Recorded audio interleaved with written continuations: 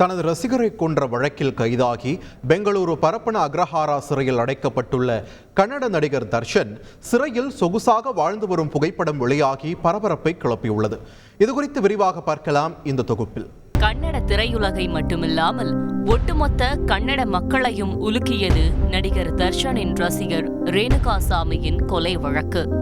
தனது காதலி மற்றும் நடிகையான பவித்ரா கவுடாவிடம் ஆபாசமாக பேசியதற்காக ரேணுகாசாமியை கொன்றதோடு அதற்கு பின் அரங்கேறிய நாடகங்கள் கன்னட திரையுலகை பரபரக்கச் செய்தன.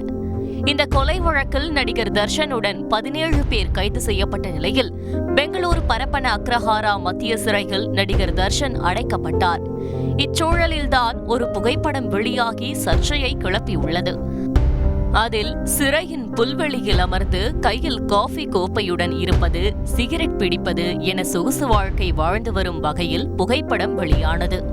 இது மட்டுமில்லாமல் தனது நண்பர்களுடன் அவர் வீடியோ காலில் பேசுவது போன்ற வீடியோக்கள் வெளியாகி சர்ச்சையை கிளப்பியது. இந்த புகைப்படத்தை வில்சன் கோர்டன் நாகா கும்பலைச் சேர்ந்தோர் எடுத்திருக்க வாய்ப்பிருக்கலாம் என போலீசார் சந்தேகிக்கும் சூழலில் சுய விளம்பரத்திற்காக இதனை எடுத்திருக்கலாம் என தெரிவிக்கின்றனர்.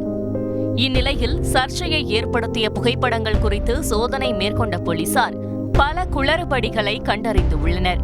சிறையில் உள்ள பாதுகாப்பு முகாம்களில் இரவு நேரங்களில் சிகரெட், மதுபானம், ஆடம்பர பொருட்கள் இருக்கலாம் என சந்தேகிக்கின்றனர். பல ரவுடிகள் இருக்கும் உயர் பாதுகாப்பு அறையிலேயே தர்ஷன் இருப்பதாக கூறப்படும் நிலையில் புகைப்படத்தில் இடம்பெற்ற அத்தனை வசதிகளும் சிறை ஊழியர்கள் ஏற்பாடாகத்தான் இருக்கும் என கூறப்படுகிறது.